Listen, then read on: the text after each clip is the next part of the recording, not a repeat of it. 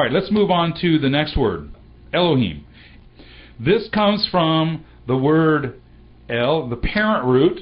The basic root which this word comes from is El. El literally means a mighty one. A lot of times it's translated as God. Sometimes it's translated as might. Sometimes as power. In the mechanical translation, I always translate as the mighty one.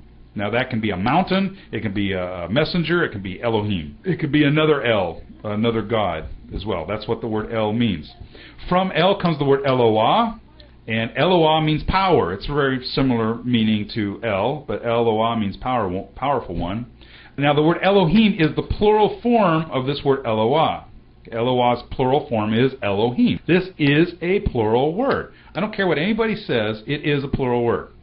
However, there are times where it's used in a singular way. I'll get to that in a minute here. But again, in the mechanical translation, I translate the name Elohim as powers. Plural, powers. Here's a verse that uses the word Elohim, although I would venture to say nobody in this room here ever knew the word Elohim was in this verse. In fact, you probably never really paid much attention to this verse anyway. And Rachel said, wrestlings of powers, I was entwined with my sister. There's the word powers. That's the word Elohim.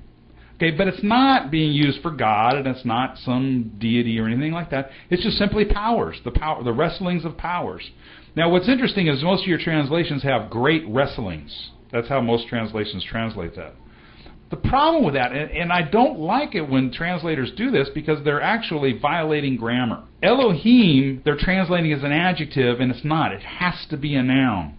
In fact, it has to be translated as wrestlings of powers, whereas they turn it into an adjective, and it's not an adjective in Hebrew. It's two nouns put together that are in the construct straight, so it has to be wrestlings of powers. But anyway, just wanted to point out here's the word Elohim that's not translated as God, it's not translated as gods, it's translated as powers. The Hebrew word Elohim is used in a singular sense, and this is pretty much unique to the word Elohim. It's very interesting that this does not occur with very many other Hebrew words, if any at all. To be honest with you, I haven't even found any. Elohim is used in a plural way, like when God says, do not bring any Elohim before me, don't bring any other gods before me. It's used in a plural way, and it means a plural. However, there are times where it cannot be used in a plural or understood as a plural. For example, here in Genesis 1, verse 1, we have Bereshit bara Elohim. Verbs in Hebrew will identify many different things. They'll identify voice, mood, gender of the subject, number of the subject, gender of the object, sometimes the gender of the object, and sometimes the number of the object. For an example, Vaidebarim, it's the verb davar meaning to speak.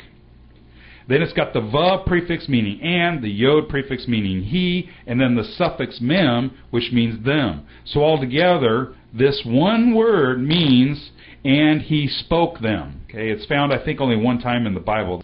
This is, again, what I was talking about. If you looked up Devarim in Strong's, it'll tell you it means to speak. That's all it tells you. You don't know that it has the prefix vav, the prefix yod, the suffix mem. So anyway, a verb it identifies all these different things. One of those things is the gender and the number of the subject of the verb. The subject of the verb in Genesis 1:1 is Elohim, and it says it's he, masculine, singular. So it has to be understood as a singular.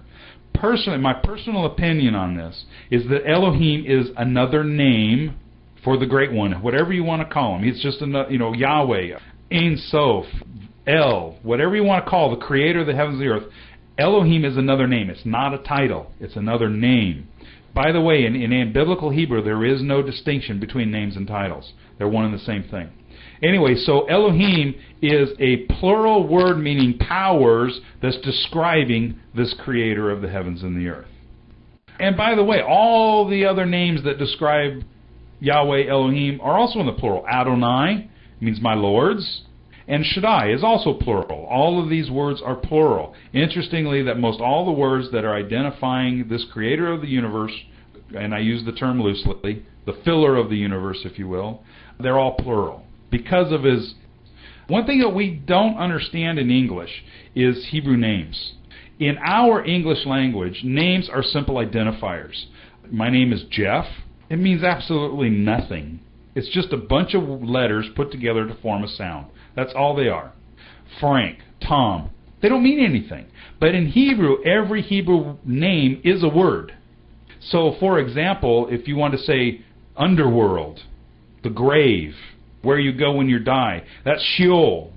That can also be the name Shaul. It's the same word, same spelling, it's the same word. So in one case it's used as a name, in another case, in another context, it's used as a noun to describe something else. Matityahu. Matityahu means the gift of Yahweh. So every single Hebrew word, every single Hebrew name is a Hebrew word. Elohim can be used as a name, but it can also be used as a noun in other places.